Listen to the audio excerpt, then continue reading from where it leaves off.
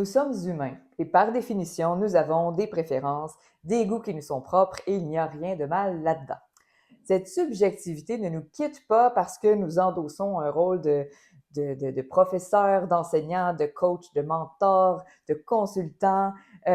Toutefois, il importe d'être conscient de ces biais dans notre perception quand nous accompagnons des personnes, des artistes dans leur démarche. Les accompagner et faire équipe avec eux ne veut pas dire les entraîner vers ce que nous trouvons beau, agréable, intéressant, voire prometteur comme public ou comme auditeur. Nous ne sommes vraiment pas toujours l'auditeur cible de l'artiste que l'on accompagne et c'est parfait ainsi. Ça fait partie du respect de l'identité artistique, de l'intégrité artistique, de la démarche créative de la personne avec qui l'on travaille que de la soutenir dans la direction qu'elle apprécie, qu'elle a envie de développer, qui lui parle à elle, qui lui ressemble à elle. Ça inclut aussi de lui faire avec son accord des propositions qui sont plus loin ou carrément à l'extérieur de nos préférences personnelles. Pour lui permettre de raffiner, de nourrir, de préciser, d'approfondir son identité vocale, musicale, affective, artistique, son style, tout ça en lui laissant toujours le choix final, bien entendu. Ça peut concerner notamment le timbre, le répertoire, la composition, l'interprétation, la présence sur scène, le non-verbal, le style, etc. Je suis d'avis que notre rôle en est un de guide envers eux-mêmes et non vers nous, nos préférences, notre univers. Ça prend une bonne conscience de nous-mêmes comme mentors pour ne pas inconsciemment imposer une direction au mentoré. La question n'est donc pas est-ce que c'est beau, est-ce que c'est agréable, est-ce que c'est vendeur, est-ce que je l'écouterais comme artiste, mais plutôt est-ce que c'est sain? Est-ce que c'est sécuritaire physiologiquement? Est-ce que c'est soutenable à long terme? Est-ce que c'est au service de son projet artistique et des objectifs qu'il poursuit?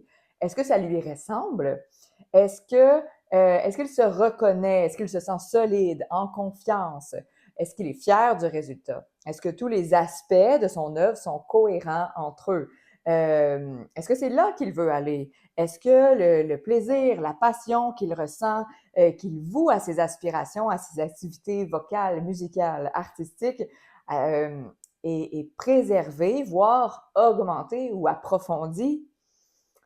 Ce sont de meilleures questions. C'est la différence entre être au service d'un idéal subjectif, esthétique extérieur à la personne et être véritablement au service de l'identité évolutive de l'artiste et travailler main dans la main.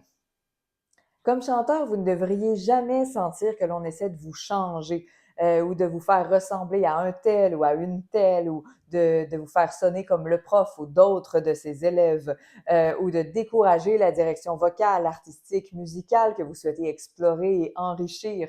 Vous êtes toujours le maître de votre projet, même en faisant équipe pour être épaulé dans votre démarche. C'est important. Vous aurez saisi que ces attitudes ne font pas partie de la démarche ou de l'équipe du gym vocal. Nous sommes là pour vous outiller à réaliser vos aspirations pour vos projets et pour faire équipe dans la recherche et ou l'affirmation, la précision de votre identité artistique. Au plaisir! Vous trouverez juste en dessous un réchauffement vocal gratuit et un défi 4 jours pour améliorer un passage vocal difficile, gratuit aussi. N'hésitez pas!